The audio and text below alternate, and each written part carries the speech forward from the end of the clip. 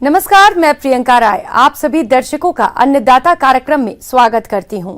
हमारे देश का किसान जन का पोषक है, वो श्रम का देवता है, अन्नदाता है, उसमें ही भारत की आत्मा निवास करती है। ऐसे ही किसानों की प्रगति के लिए हम खेती बाड़ी से जुड़ी हुई बहुत सी नई लाभकारी जानकारियां हर रोज सुबह लेकर आते हैं। तो चलिए कार्यक्रम शुरू करने से पहले देखते हैं क्या है आज के अन्नदाता में। गोबर गैस संयंत्र है ऊर्जा का खजाना और खाद का कारखाना। ड्रिप और मल्चिंग से मिर्च की खेती कर रहे किसान से मुलाकात।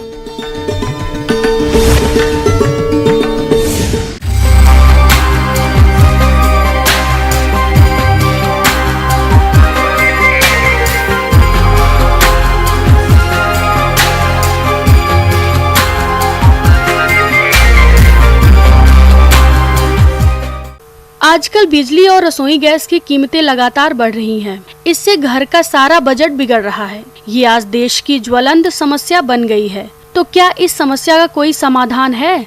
जी हाँ, यदि आप बायोगैस का उपयोग करते हैं तो इस तरह की समस्या से बच सकते हैं।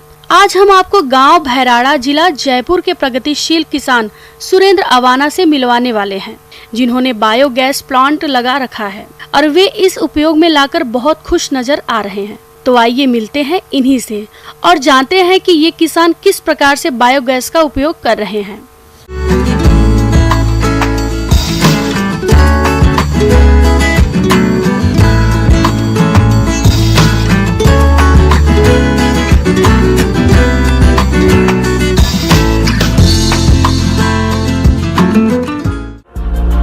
भारत एक कृषि प्रधान देश है। कृषि ग्रामीण अर्थव्यवस्था की रीढ़ है। ग्रामीण अर्थव्यवस्था में पशुधन का महत्वपूर्ण स्थान है। पशुओं के द्वारा हमें बड़ी मात्रा में गोबर प्राप्त होता है। आधुनिक युग में बायोगैस संयंत्र में गोबर का उपयोग करके ईंधन, रोशनी और बायो खाद मिलती है, जिससे हमारे खेतों को नया जीवन मिलता है और खेतों का नया जीवन हमारे खलिहानों को भरता है। हमारे खलिहान हमारे घरों को खुशियों से भरता है। शुरू में मेरे को जानकारी नहीं थी तो 2 सिलेंडर हमारे महीने के यहाँ गैस के लगते थे। फिर मैं जोबनेर एग्रीकल्चर यूनिवर्सिटी में गया तो वहाँ के वीसी साहब को एक बार निमंत्रण दिया तो संधू साहब यहाँ आए। उन्होंने बताया कि आपके पास इतना गोबर है तो आप बायोगैस का प्लांट क्यों नहीं लगाते। यहाँ उन्होंने बताया, कारीगर वगैरह बताए, उनसे बनवाया और उनके वहीं से फिर एक फार्म फॉरवर्ड करा के मैंने सब्सिडी ली। इससे हमें कई तरह के फायदे होंगे। जैसे कच्चा गोबर है, हम तुरंत खेत में डालेंगे, दीमक लगेगी, और ये इसके अंदर आने के बाद आप इसको तुरंत इस सैलरी को पेड़ पौधों में डाल दो। मैं तो मछली के इसमें भी डालता हूँ 10-20 बाल्टी, ताकि वो भी मछलियों का खाना भी हो जाता है और इधर गैस भी काम में आ जाती है। प्रदेश के जो किसान भाई बायोगैस संयंत्र लगवाना चाहते हैं, उन्हें ये जानकारी होना बेहद जरूरी है कि उनके परिवार में सदस्यों की संख्या कितनी है और उनके पास पशु कितने हैं। उसी के अनुसार बायोगैस संयंत्र के आकार प्रकार का चयन करें। जिन किसान भाइयों के पास परिवार में सदस्यों की संख्या 5 से 6 है और उनके पास 4 से 5 पशु हैं और 50 किलो गोबर है, तो वो 2 घन मीटर बायोगैस संयंत्र लगवा सकते हैं और घर में आसानी से खाना पका सकते हैं। बायोगैस ने लोगों की जिंदगी को बेहतर बना दिया है। देश के अनेक गाँवों में अब महिलाएं बायोगैस पर खाना पका रही है। इससे पैसे की बचत हो रही है और घरों में खुशहाली आ रही है। आज के समय में कई तरह के बायोगैस संयंत्र मॉडल विकसित हो गए हैं, जिसे किसान अपनी आवश्यकता के अनुसार लगा सकते हैं। बायोगैस के 2 मुख्य मॉडल हैं, फिक्स्ड ड्रम मॉडल और floating drum type model. Fixed drum type biogas Deenbandhu biogas संयंत्र, जनता बायोगैस संयंत्र। Floating drum type biogas KVIC biogas संयंत्र, प्रगति बायोगैस संयंत्र। बायोगैस संयंत्र निर्माण के समय ध्यान देने योग्य बातें: जमीन समतल और अगल बगल से थोड़ी ऊंची होनी चाहिए। बायोगैस संयंत्र घर के आसपास बनवाना चाहिए। बायोगैस संयंत्र के लिए गोबर की पर्याप्त उपलब्धता हो। संयंत्र वाली जगह पर पानी की पर्याप्त सुविधा होनी चाहिए। संयंत्र स्थल में हवा आने जाने की पर्याप्त व्यवस्था होनी चाहिए। बायोगैस के फायदे हैं अनेक। खाना पकाने में आसानी, चूल्हे के धुएं से निजात मिलती है। बायोगैस से लकड़ी की बचत होती है। पेड़ पौधे कटने से बच जाते हैं। बायोगैस पर्यावरण के अनुकूल है। ग्रामीण क्षेत्रों के लिए उपयोगी है। ग्रामीणों को आर्थिक लाभ होता है। हमारे गाय के गोबर से हम बायोगैस भी बना रहे हैं। अब देखिए ये अभी 6 लीटर वाला है, इसके अंदर 10 परात तो हम गोबर की डालते हैं, तो लगभग एक परात में 10 किलो होता है, तो 100 किलो गोबर हो गया।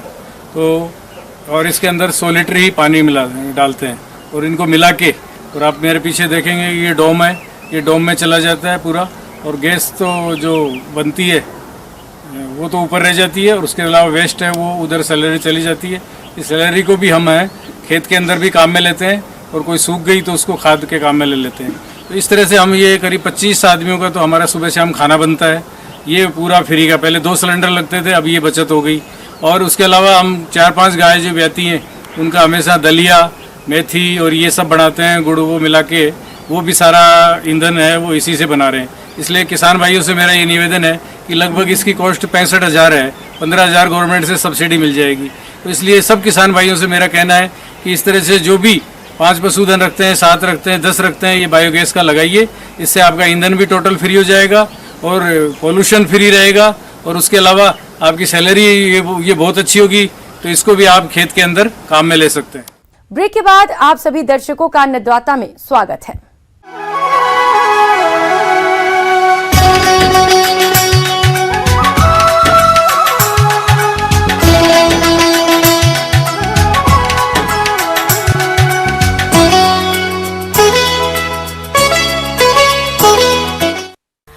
अपने राज्य में किसान मिर्च की खेती बड़े एरिया में करते हैं और अच्छी आय भी कमाते हैं, लेकिन इस फसल में सिंचाई, जल और खरपतवारों की समस्या किसानों के सामने मुख्य रूप से देखी जाती है, जिससे किसान काफी परेशान रहते हैं। इन्हीं समस्याओं से बचने के लिए किसान रोशन लाल विश्वकर्मा ड्रिप और मल्चिंग का प्रयोग करते हुए मिर्च की खेती कर रहे हैं। तो आइए मिलते हैं इनसे।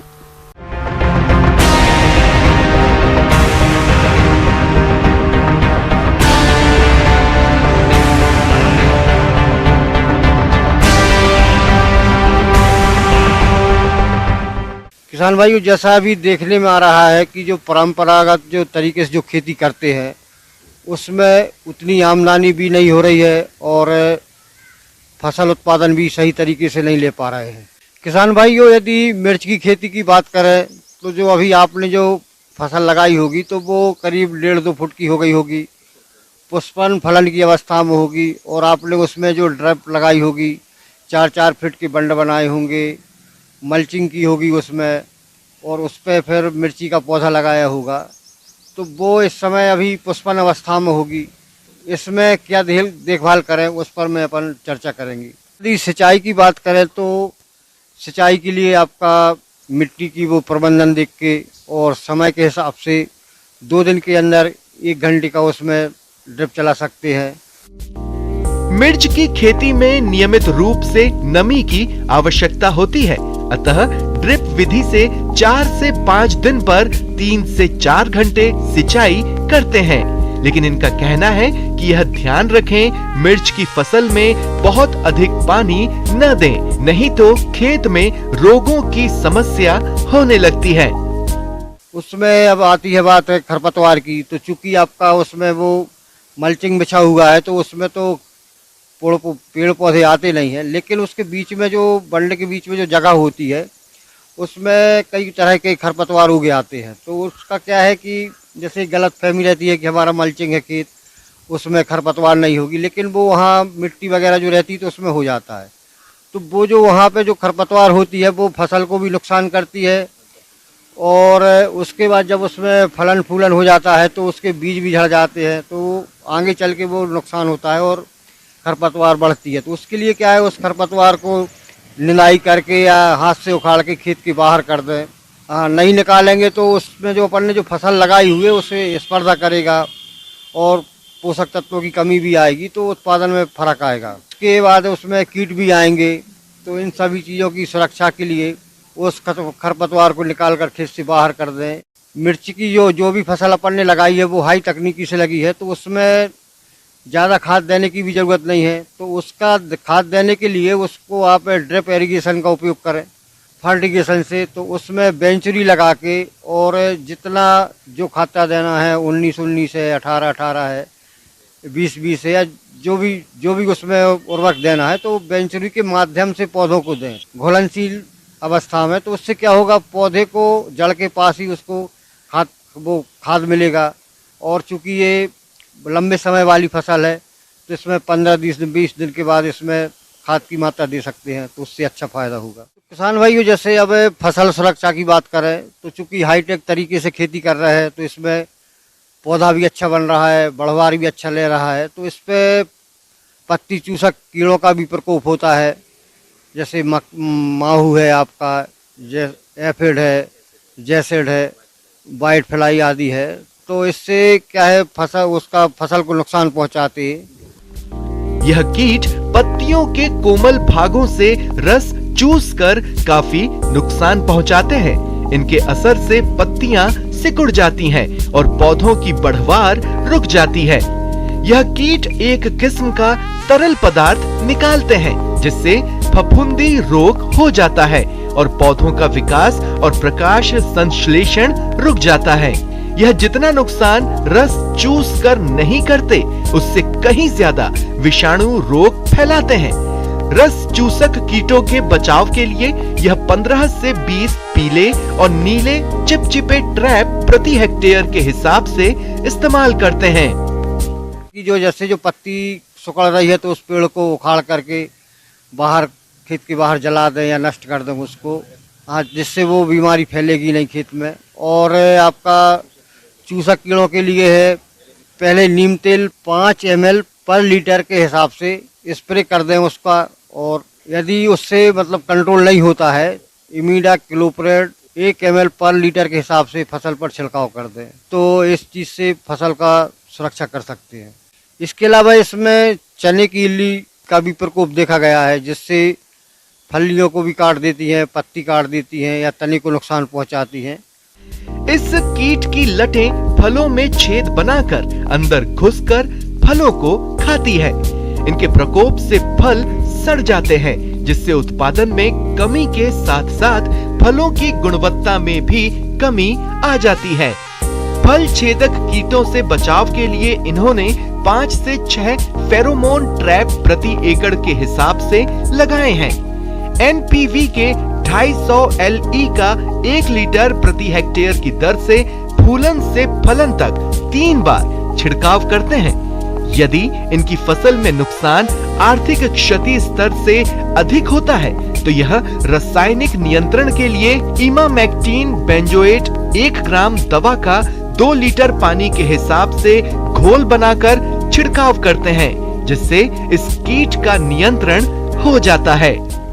इसके अलावा भी यदि फसल में कोई बीमारी या रोग आता है तो निकटतम कृषि विज्ञान केंद्र के वैज्ञानिकों से सलाह लेकर या उनको फसल दिखाकर विचार विमर्श करके उन्हें के अनुसार दवा का छिड़काव या जो रोकथाम वो बता रहा है वो कर सकते हैं। ब्रेक के बाद एक बार फिर आप सभी दर्शकों का अन्नदाता कार्यक्रम में स्वागत है।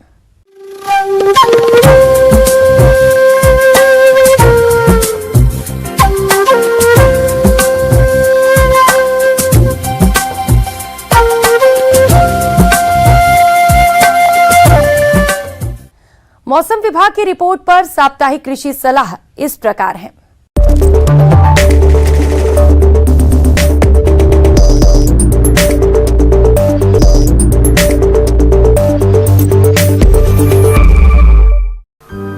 ग्रामीण कृषि मौसम सेवा भारत मौसम विज्ञान विभाग जोधपुर द्वारा भेजे गए मौसम पूर्वानुमान रिपोर्ट के आधार पर आने वाले 2 दिनों में गर्म हवा चलने की संभावना है।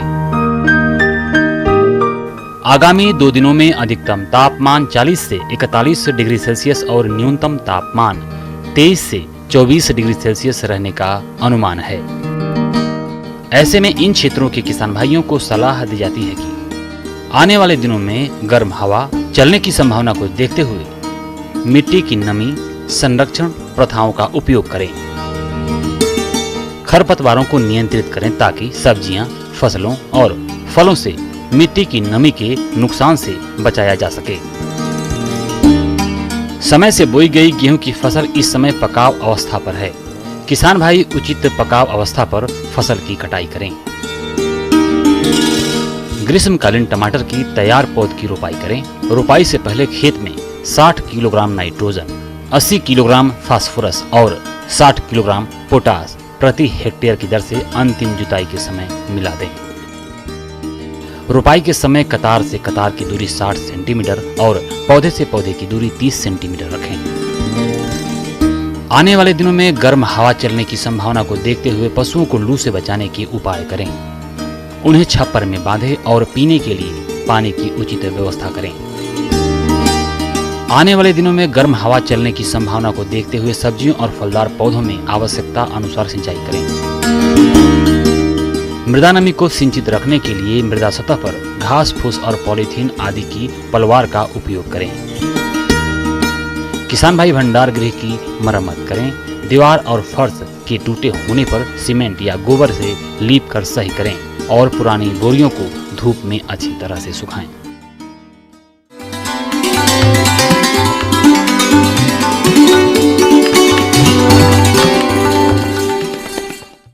आइए जानते हैं अन्नदाता निशुल्क फोन के माध्यम से पूछे गए समस्याओं का समाधान। अन्नदाता निशुल्क फोन संपर्क सेवा के माध्यम से पूछे गए प्रश्नों में से आज हमने जिस प्रश्न को कार्यक्रम में शामिल किया है उसे पूछा है ग्राम दहवा, जिला भरतपुर के कृषक अजय कुमार ने। आप उड़द की उन्नतशील किस्में और बुवाई तकनीक के बारे में जानकारी चाहते हैं तो अजय कुमार जी आपकी जानकारी के लिए प्रस्तुत है कार्यक्रम का ये अंश।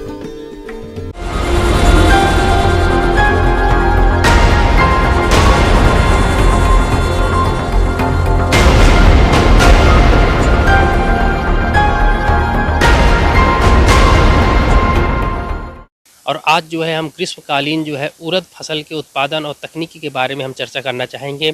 क्योंकि उड़द की फसल जो होती है बहुत ही अच्छी पोषक तत्वों से पूर्ण होती है, जिसमें 24% तक जो होता है प्रोटीन पाया जाता है, 1 से 2% तक जो होता है फैट होता है, 3 से 4% तक जो होते हैं मिनरल्स होते हैं। इसके अलावा जो होता है यह एक मुख्य रूप से दलहनी फसल है, जिसके कारण जो होता है भूमि की जो उर्वरकता शक्ति होती है वह निश्चित रूप से बढ़ती है।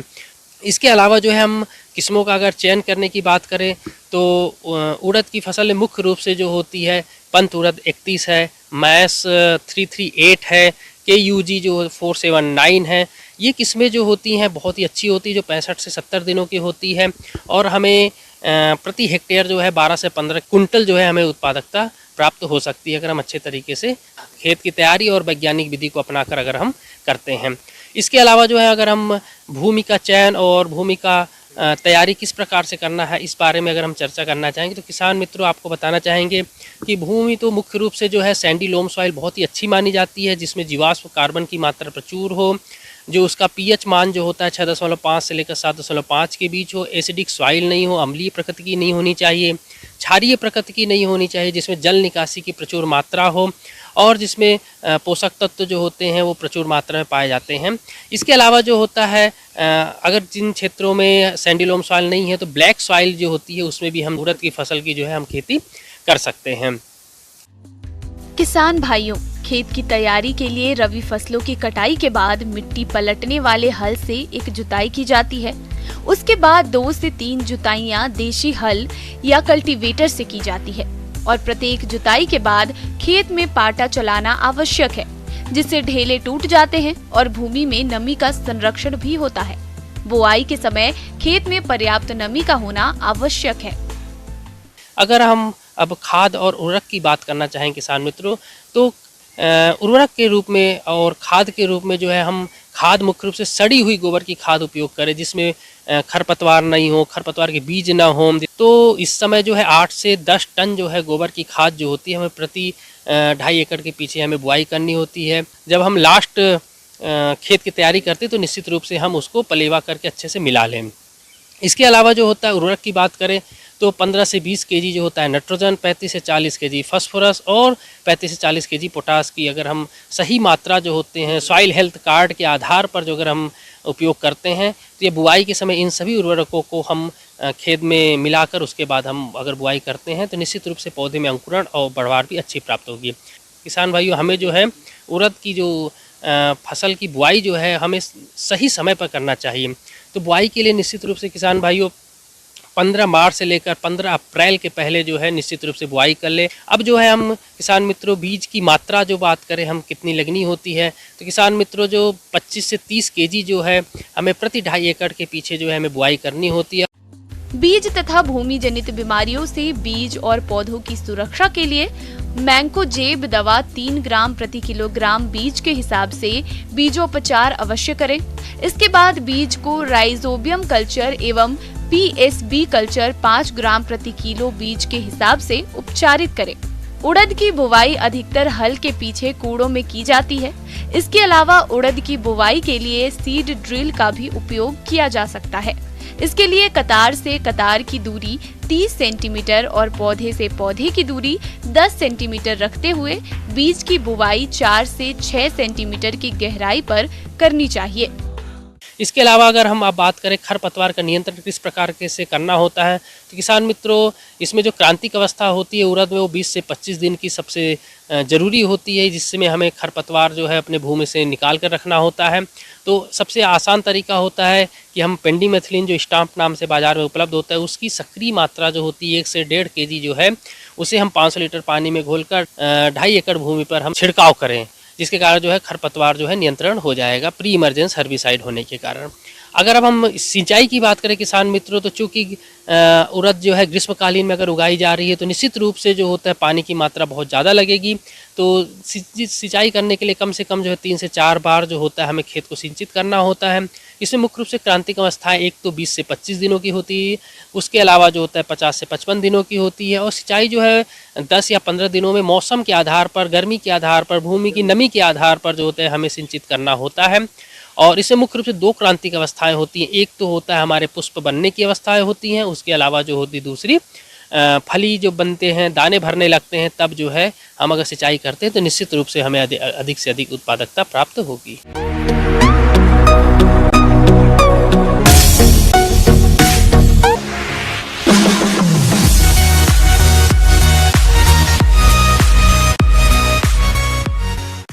एक नजर डालते हैं राज्य की कुछ मंडियों के प्रमुख फसलों के बाजार भाव पर।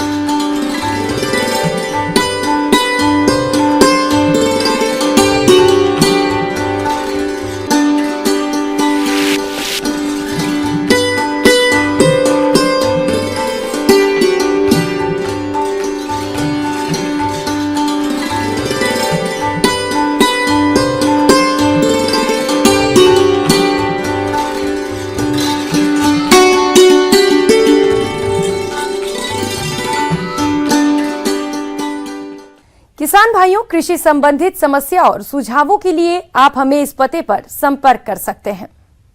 प्रोड्यूसर अन्नदाता news 18 Rajasthan, Ramoji film city, Hyderabad 501512।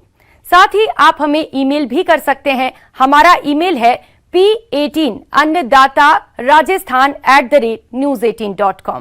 इसके अतिरिक्त आप हमें निशुल्क हेल्पलाइन नंबर 1800-8892-163 पर सोमवार से शनिवार सुबह 10 से शाम 4 बजे के बीच संपर्क कर सकते हैं। अब समय हो रहा है आपसे विदा लेने का। कल फिर मुलाकात होगी कृषि से जुड़ी महत्वपूर्ण जानकारियों के साथ। तब तक के लिए नमस्कार।